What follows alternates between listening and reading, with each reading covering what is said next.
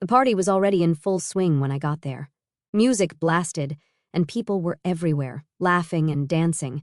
My friend Sarah's place was known for these blowouts, but tonight felt different.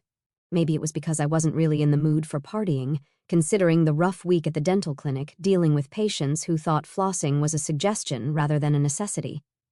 I was nursing my drink, kind of zoning out, when he walked over. "Seems like you're not enjoying the party much," he said, his voice cutting through the noise. I looked up, a bit taken aback. He was older, probably in his early 40s, with that kind of distinguished look some men seem to grow into. "Just tired," I admitted, forcing a smile. "Rough week at work." He laughed, a hearty sound that made a few heads turn. "Tell me about it. I'm Mark, by the way." "Laura," I said, shaking his hand. It was warm, his grip firm. "So, Laura, what brings you to this madhouse?" he asked, glancing around at the party chaos. "Sarah's a friend from college. And you?" I was curious. He didn't seem like the usual crowd here. I've known Sarah's uncle for years. Promised I'd show my face," he explained. We found ourselves a quieter corner and started talking. It turned out Mark was into finance, something with stocks, which usually would bore me to tears. But the way he talked about it was kind of fascinating and funny, too. He had this way of making even the driest topic seem interesting. At some point, he mentioned his upcoming birthday, almost as an afterthought. "It's actually this coming Thursday, another year closer to oblivion," he joked, raising his drink in a mock toast. "Happy early birthday, then." "I'll have to get you a present," I said, playing along with the jest. He raised an eyebrow, a smile playing on his lips. "Oh, really? Well, I wouldn't say no to that. How about you join me for dinner? Consider it my birthday present." I laughed, thinking he was continuing the joke. "Sure, why not? Beats spending your birthday alone, right?" To my surprise, he took out his phone. "Great, let me get your number, and I'll send you the details." That's how I ended up agreeing to a dinner for Mark's birthday, barely an hour after meeting him. It was impulsive, sure, but there was something about him, something that made me want to say yes. The night of the dinner came quicker than I thought. It was at this cozy little restaurant downtown, just the right kind of place for a birthday dinner. Mark was already there, waiting with a smile that made my heart do a weird flip. "Happy birthday," I said, handing him a small, wrapped gift. It was just a book I thought he'd like, nothing fancy. He looked genuinely touched, opening it with a care that made me feel, I don't know, special, I guess. "This is perfect, Laura. Thank you. Dinner was amazing. We talked about everything and nothing, from our jobs to the crazy ways of the world. The more we talked, the more I realized I was enjoying myself, enjoying his company. It was late when we finally left the restaurant. Thanks for a great birthday, Laura. It's been a long time since I've enjoyed one like this," Mark said, his voice sincere. I felt a warmth spread through me at his words. I'm glad I could make it special. Happy birthday, Mark. Who knew a simple birthday dinner could kick off a whirlwind like the one Mark and I found ourselves in? Not me, that's for sure. After that night, we started seeing each other more and more. It wasn't long before those casual dates turned into something that felt a lot like, well, something serious. One chilly evening, we were walking down the street after grabbing a bite at this little dive that Mark loved. He was going on about something funny that happened at his office, his laughter echoing in the cool air. Suddenly, Mark stopped walking and turned to me, his expression serious all of a sudden. "Laura, I've been thinking," he started. "Yeah?" I prompted, a bit taken aback by the sudden shift in mood. "I'm really happy with you, like really happy. And I was wondering, what do you think about us moving in together?" He blurted out, his gaze fixed on me. I felt my heart skip a beat. Moving in together? That was a big step. "Mark, I'm happy too, really happy, but don't you think it's a bit soon?" I asked, trying to keep my voice steady. He took my hands, his eyes earnest. "Maybe it is, but when something feels this right, why wait? I love you, Laura, and I want us to start building something together." His words sent a wave of warmth through me. Love.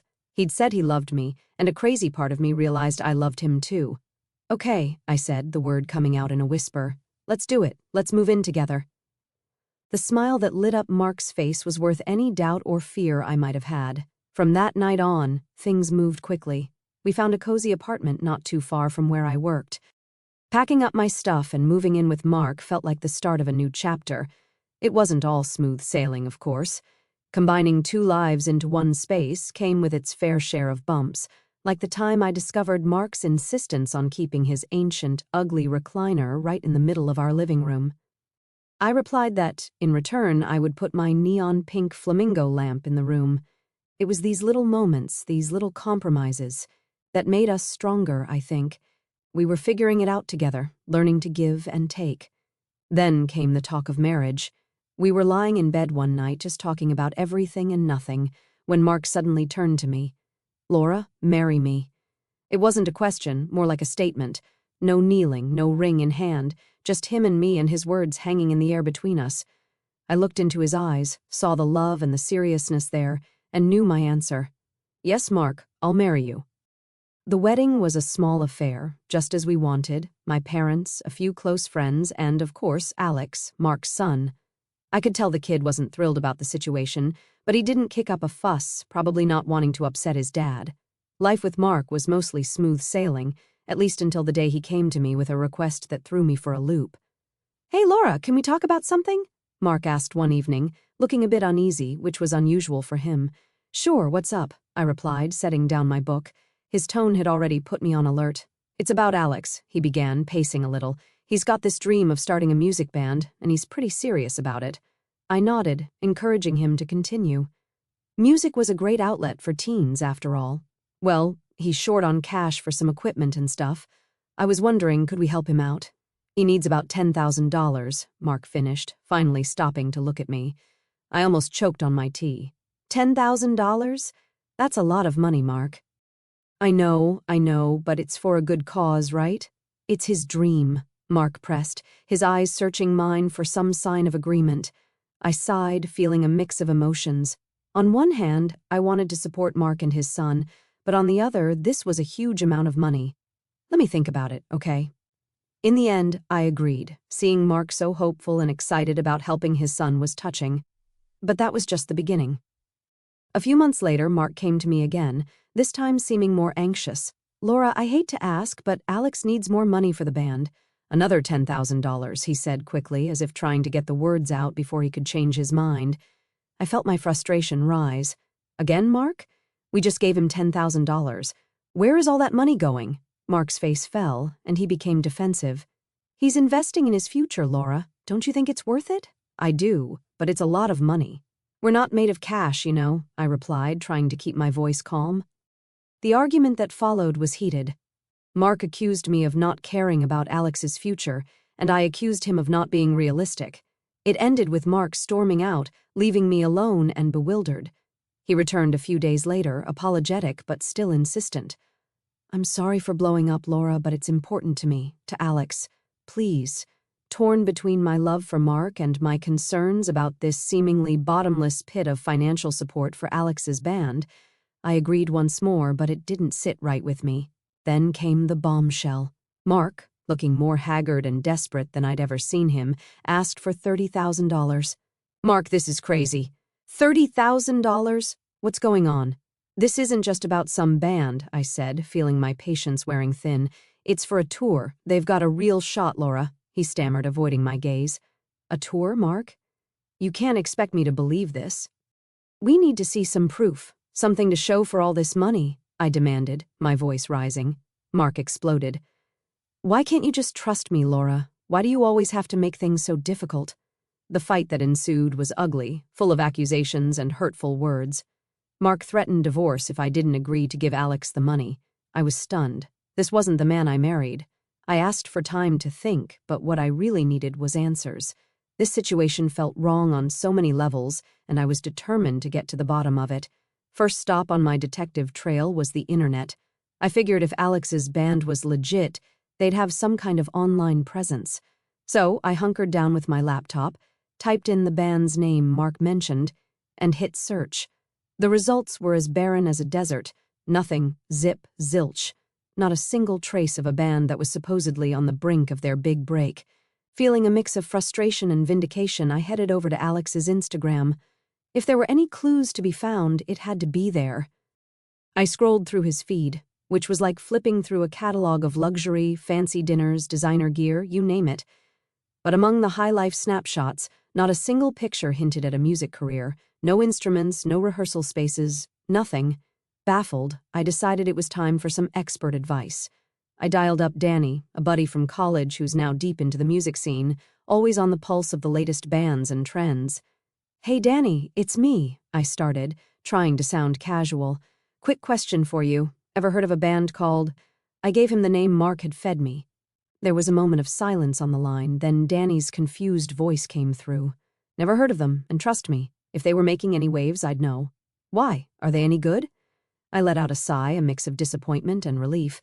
"Nah, just came across the name. Thought I'd check. Thanks, man." Danny's curiosity was piqued. "You sure? I can do a bit more digging if you want." "No, it's okay, really." "I appreciate it, though," I said before quickly changing the subject. We chatted for a few more minutes about nothing in particular before hanging up. There I was, back at square one, but now armed with a bucket-load of doubts and no one to share them with. I didn't breathe a word of this to Mark. How could I? I didn't know whether he was in on this scam or just another pawn in Alex's game. This needed more digging, and until I had something solid, my lips were sealed. The moment had come to face the music, or more accurately, the lack thereof. I perched in front of my computer, the green light of the webcam flickering to life. My finger hovered over the Skype icon before pressing it with determination. This wasn't just a call, it was a confrontation. Alex answered, his face filling the screen. He looked relaxed, maybe too relaxed, like he was about to schmooze more money out of me. He didn't know the storm that was coming. "Hey Laura, what's up?" he started, all smiles. "Cut the crap, Alex. We're not playing this game anymore. There's no band, is there? No music, no gigs, just you living it up on my dime," I shot back, not giving him an inch. He tried to keep his smile, but I saw it falter. "What are you talking about? Of course, there's a—" "Save it. I've done my homework. Your Instagram's a nice little portfolio of lies. Your band is as real as a $3 bill," I cut him off, my voice sharp as a knife. For a moment, Alex looked like he was searching for another lie, another angle. But then his expression shifted, darkened.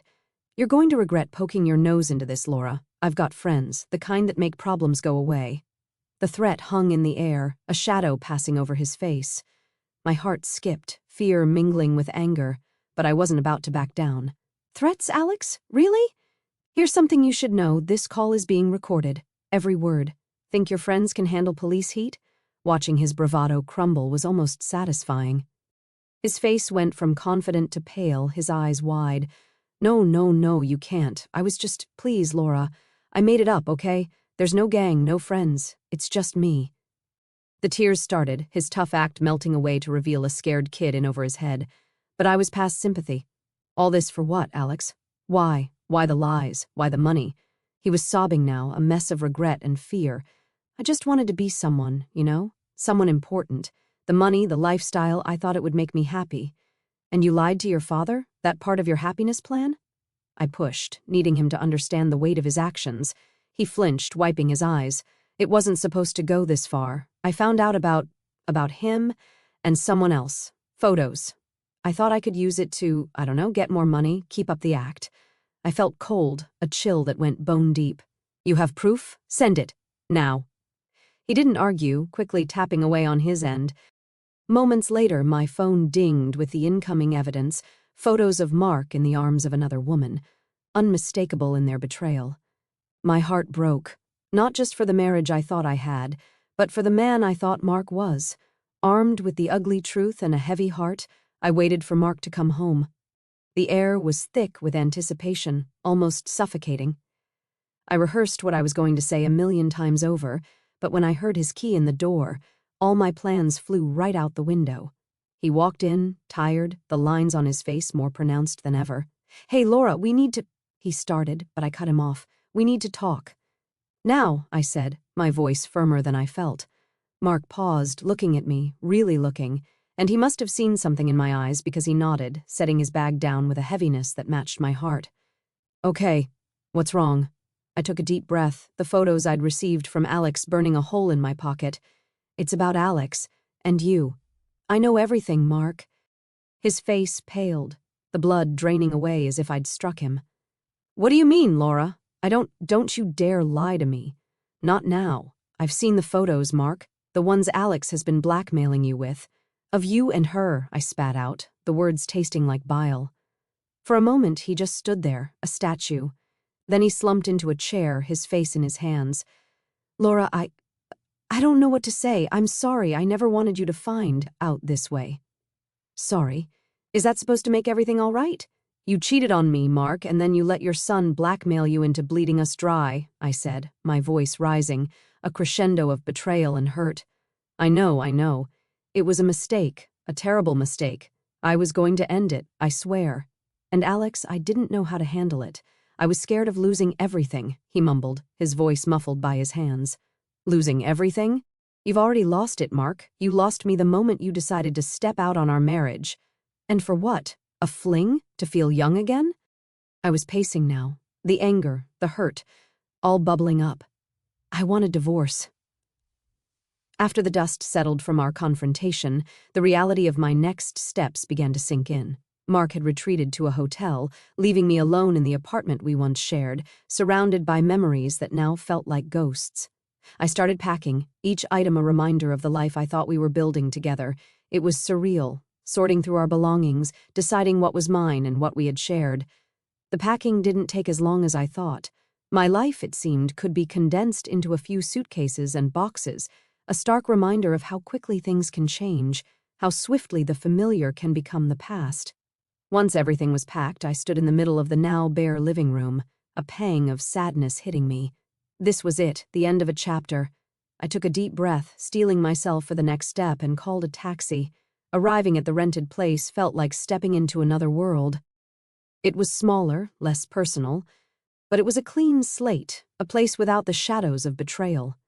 After paying the taxi driver, I hauled my things up to the apartment, the physical exertion a welcome distraction from the turmoil inside. Once inside, surrounded by boxes and suitcases, I finally allowed myself a moment to breathe. The quiet of the apartment was a stark contrast to the storm of emotions I'd been living through. It was in this new silence that I realized the gravity of what had happened, of what I'd done. I'd left my husband, my home, and stepped into the unknown.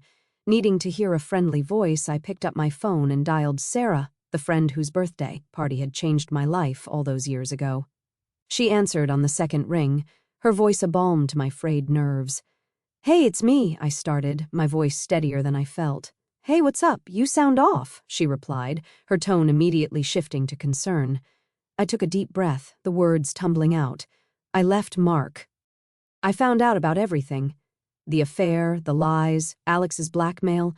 I couldn't stay there, in that apartment, with all those memories. There was a sharp intake of breath on the other end. "Oh my God, Laura, I'm so sorry. Are you okay?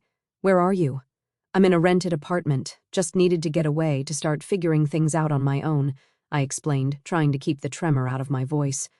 "Laura, I'm here for you, whatever you need. This is—" "I can't believe he would do that to you," Sarah said, her voice thick with emotion. "Thanks, Sarah. It means a lot. I just need some time, to process all of this." Hanging up, I felt a small sense of comfort, a reminder that despite everything, I wasn't completely alone. The first few weeks after leaving Mark were a blur of emotions and paperwork. The divorce proceedings were underway, a seemingly endless stream of signatures and legalities that felt both freeing and suffocating. The end of my marriage had sent ripples through my life, changing not just my future, but Mark's as well. He'd been having a rough time. The story got out about the affair and the blackmail. It affected his job, his reputation. It was a sobering thought, one that made me realize the depth of the fallout from our shattered relationship. In the days that followed, I threw myself into work and started exploring new hobbies, anything to rebuild the pieces of myself that had been lost in the turmoil. Slowly, I began to find joy in the little things, a coffee at a new cafe, a book that made me think, a jog in the park that cleared my mind. One afternoon, I decided to visit an art class, something I'd always wanted to try but never had the courage to do. There, covered in paint and laughing at my own lack of skill, I felt a spark of something new. It wasn't just about moving on from Mark. It was about rediscovering who I was without him. Just when I thought I was finding my new normal, my phone rang with a number I hadn't expected to see again, Alex's. "Hey," his voice came through, tentative, a stark contrast to the bravado and deceit that had marked our last exchanges. I hesitated, the old hurt flaring up for a moment before I pushed it down. Alex, what's up? I just wanted to say I'm sorry for everything. I messed up big time. I realized I was chasing all the wrong things for all the wrong reasons, he said, the words rushed like he'd been rehearsing them. I listened, the silence on my end prompting him to continue. It's just, I never really got much attention from Dad, and money, we never had enough. I thought if I could just live that life, even for a little while, it would make things better. But I was wrong, he admitted, his voice laced with something that sounded a lot like regret.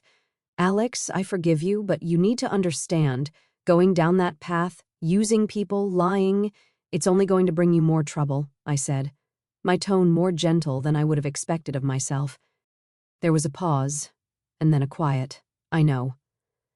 I'm going to change, I promise. No more lies, no more schemes. I'm done with that life. His words held a note of sincerity that I hadn't heard from him before. It was enough to make me believe that maybe, just maybe, he was ready to turn a new leaf. Good. Stick to that promise, Alex. It's never too late to start making the right choices, I encouraged, a part of me hoping he'd take my words to heart. We ended the call soon after, and I found myself staring at the phone long after the line had gone dead. Alex's apology and the promise of change were unexpected but welcome. It was a small step toward closing a painful chapter for both of us. In the days that followed, I threw myself even more into my work, my art, and my friendships. Each brushstroke on the canvas, each laugh shared with friends, felt like a declaration of my resilience, a testament to my ability to move forward. As I sat in my new apartment, surrounded by the quiet hum of a life I was only just beginning to shape, I found myself reflecting on the whirlwind of the past few months. There was a strange mix of emotions swirling inside me, grief for the marriage I'd lost, anger at the betrayal, but also a budding sense of freedom. It was as if I'd been carrying a weight I didn't even realize was there, and now, with each step forward, I was learning to stand a little taller. The pain of Mark's infidelity and Alex's deception still stung, like a bruise that hadn't fully healed. Yet, there was something empowering in facing the truth, in choosing to walk away from a life that no longer served me. I felt a quiet pride in my resilience, in the way I'd picked up the pieces and started rebuilding. The art classes, the jogs in the park, the laughter with friends, they weren't just distractions, they were proof that I could find joy again, that I could be more than the sum of my heartbreaks. Forgiving Alex had been harder than I expected, but it also felt like letting go of a piece of the anger that had been holding me back. His apology didn't erase the hurt, but it gave me hope, not just for him, but for myself. If he could choose to change, so could I. I wasn't the same Laura who walked into Sarah's party all those years ago, nor was I the Laura who said yes to Mark's proposal. I was someone new, someone still figuring out who she wanted to be, and that uncertainty, while daunting, was also exhilarating. Looking out the window at the city lights, I realized that this wasn't the end of my story. It was a beginning. There would be more challenges, more moments of doubt, but there would also be more laughter, more discoveries, more chances to love and be loved.